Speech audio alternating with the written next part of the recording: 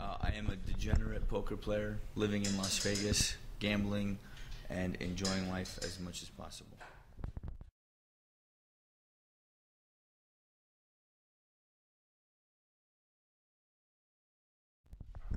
I can't say that it's been difficult to transform into this lifestyle. It's fun. You get to do what you want to do. You get to go to work when you want to go to work. There's no boss, and that's really what I think everybody aspires to have, is to work for yourself and do what you want to do when you want to do it. So it's not a hard transformation at all. It's actually a really enjoyable one.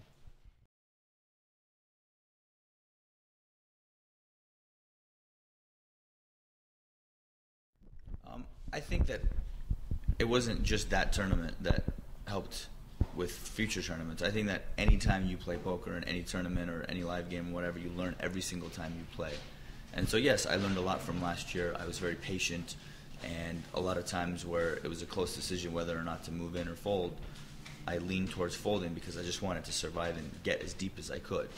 And so, I'll remember that going into this year. You can fold. Folding is an option.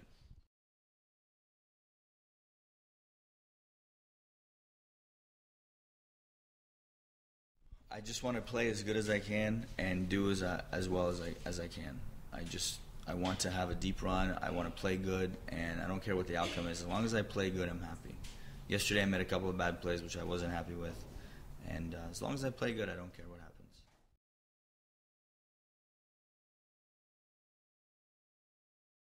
You know what? I can't lie. For me, it's more about the money. I mean, money makes life a lot easier, and so if I could pick between the money or the title, I would take the money all day. Granted, it's nice to have the title and whatnot, but at the end of the day, I'll take the money over the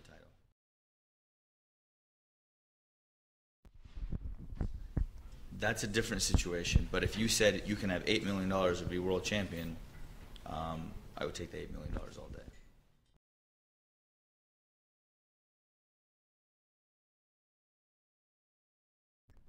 No, it doesn't bother me at all. In fact, it probably gets me more action. So during the day when I'm playing in the tournament, I'm always prop betting on the side, and I've done pretty well every day. And if I could prop bet for the rest of my life, I would rather prop bet than play poker for sure. It's just so fun to bet on human nature and what you're capable of doing. So I like prop bets a lot.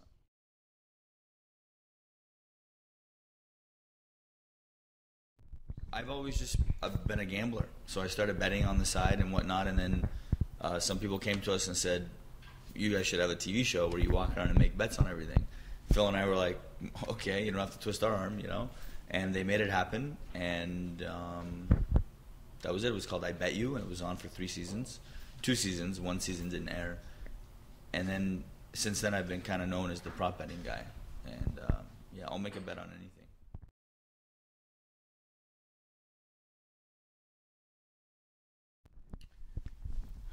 Well, there has to be a chance of losing, of course, because if it's just 100%, it doesn't make it interesting. So I also like bets with people, because you don't know how people react to certain things. And so any bet where it involves someone else is always a good bet on what somebody else thinks.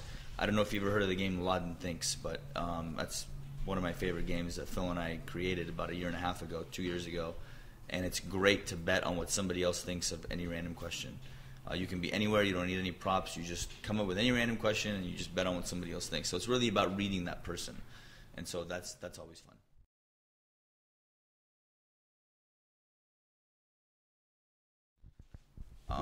Well, the money obviously makes a difference. When I play Lodden Thinks, I'd like to play for 1,000, 2,000, 5,000 a question, but a lot of people won't play for more than $100, $200 a question.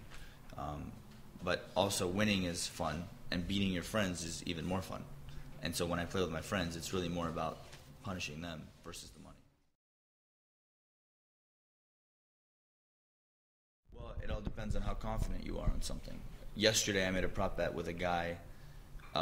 We did a Lodden Thinks, where at the soccer game in South Africa, Germany versus Spain, what percent of Phil Hellmuth believed that the crowd knew him, that knew the name Phil Hellmuth?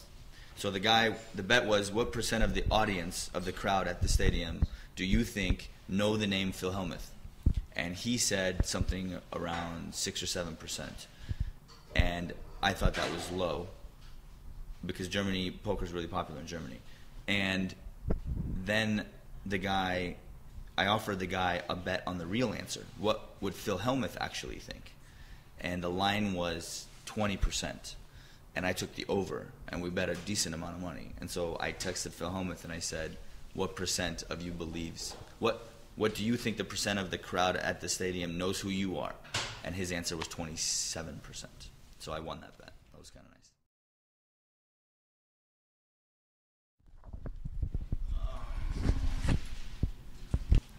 All right. Let's see. I have to warm up. Yep.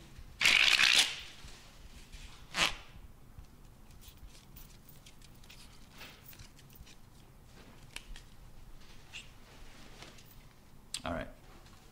Pick out a card for me. Anyone you want. I'm just kidding. Just take one out. Yep. I won't show you. No, don't let me see it. Take it out. Look at it. Yep. Right, they're all different, right? Yep. Okay. Put it anywhere you like. Fair enough? Yep. Okay, just think of your card. Yep. My phone. Yep. There's a message for you.